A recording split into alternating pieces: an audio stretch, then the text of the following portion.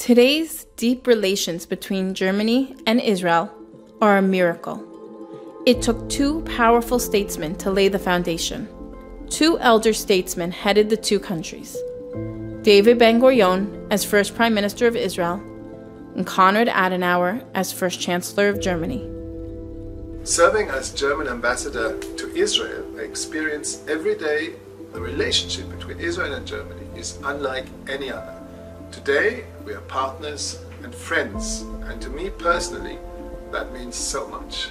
After the inhumanity and the monstrous crimes of the Shoah, friendship with Israel is not something we Germans can take for granted. So we're very grateful for it. We have learned lessons from history. One of the most important lessons is to stand by the State of Israel, to be committed to its security. Today I'm proud that Germany and the State of Israel are friends, allies and partners. No two countries have better learned and understood the lessons of our painful past. It is why we are committed to our friendship and our shared democratic values. It is why when we see people on the world stage distort the memory of the Shoah, we're united in our disgust. In the flow of history, our friendship today is remarkable, and the foundation stone of it was laid 70 years ago by Israel's first Prime Minister, David Ben-Gurion, and the Federal Republics of Germany's first Chancellor, Konrad Adenauer. In David Ben-Gurion's study at Sde Boker, we asked Israeli legal scholar and political advisor Avi Weber about Konrad Adenauer's contribution to the Luxembourg Agreement. For Konrad Adenauer, the Luxembourg Agreement was the bridge to normality. It symbolized all that had to be repaired in Germany, all hope that should be given to Germany, and to be a concretization of the moral obligation on German people for the future of Germany. In Konrad Adenauer's garden pavilion overlooking the Rhine Valley at Rundorf, we asked the German historian Michael Burchard about David Ben-Gurion's contribution to Luxembourg Agreement. Well, one has to see that David Ben-Gurion was a true Zionist, and he dreamt, like every Zionist, the dream of the own country, of Israel being the Eretz Israel being the safe haven for the Jews all over the world. So for him, the highest priority was that this dream he helped to bring to the reality would not come to a very early end. And one has to see that in Israel, this very young state lacked basically everything. It lacked energy, it lacked oil, there was no money, there was the blockade of the Arab states, and above all, they didn't have enough weapons. So every help was desperately needed, because the existence of the State of Israel was under heavy threat from the first moment on of its existence. Adenauer also thought that the way to build the bridge or to strengthen the position of Germany would be to actively contribute to the establishment of the State of Israel, to the security of the State of Israel, and to make sure that none of the Holocaust survivors, all of those that were still scattered in the late 40s in Germany, in DPs, in the camps, would have a home to come to and have a state that will support them and allow them to continue or to rebreed or to rebirth the entire Jewish nation once again. Ben-Gurion and Adenauer pushed through the agreement, overcoming opposition even from their own ranks. And this dimension is that Ben-Gurion, in the beginning, but also later on, did speak about another Germany, a different kind of Germany.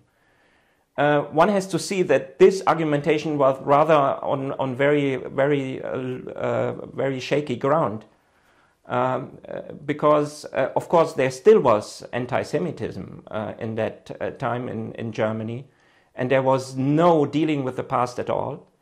But he said there's a different Germany, and there's a generation coming up that has nothing to do with the crimes of the past. We would see that the public in Israel was very split. Some people welcomed very much the German support.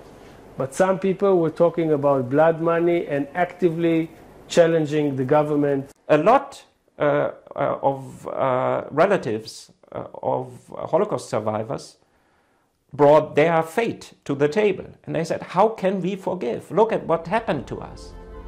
I think this was the most problematic argumentation for Ben-Gurion, because how to counter this? And in that regard, he did look at his own fate. I don't want to run away again. I want to sit here in my country. I don't want to run after Germans and spit in their face. I want to sit in my country and build it up. The Luxembourg Agreement had long-term consequences on the mutual relations of Israel and Germany. Many would argue that his decision in the beginning of the 50s have proven over the years to be right. Him following his conscience and his important leadership brought Germany to be a paramount player, not only in the world, but also in our region. I think the by far most important consequence of the agreement was that the trust between the two countries did grow, which could not be taken for granted after the Shoah.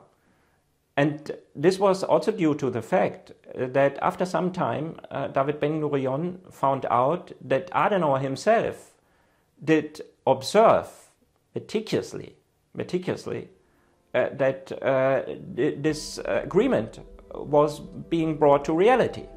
Every detail was fulfilled. And what about the personal relationship between the two state leaders? Konrad Adenauer and David Ben-Gurion had something that you could call really a friendship. And that's not far from a miracle, because we still have to take in account that the Shoah wasn't many years ago, just a couple of years ago. And they had a very, very close relation.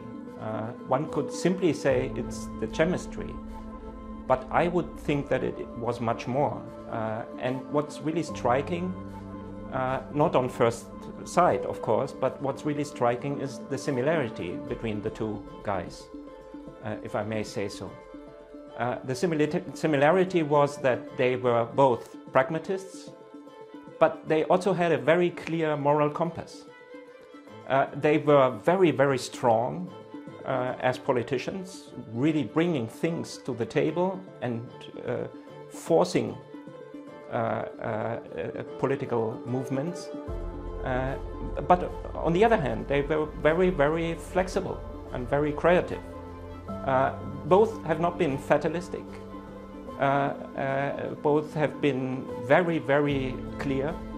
I think you could really describe this with a very, very wonderful Israeli notion that both loved the Israeli idea of chutzpah and tacheles.